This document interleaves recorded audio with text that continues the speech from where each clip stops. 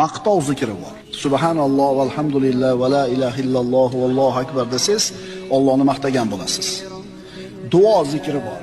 Robbana zalamna anfusana va illam taghfir lana va tarhamna lanakunanna minal khosirin desiz, duo bilan zikr qilgan bo'lasiz. Banda uyquga yotishdan avval ham, keyin ham duo qilsin. Bir ishga kirishda ham, tugatganda ham duo qilsin. Oyoq kiyimini kiyib yechganda ham duo qilsin. Yeganda, ichganda, tugatganda ham duo qilsin. Har holatda Allohga duo qilishing seni birodar zokir ekanligini belgisi. Bismillah deding. Alloh men bilan birga deding. Alloh meni ko'rib turibdi deding. Demak sen zokirlardansan. Qur'on o'qiding yoki eshitding. Sen zokirlardansan. Amr ma'ruf qilding, demak sen zokirlardansan.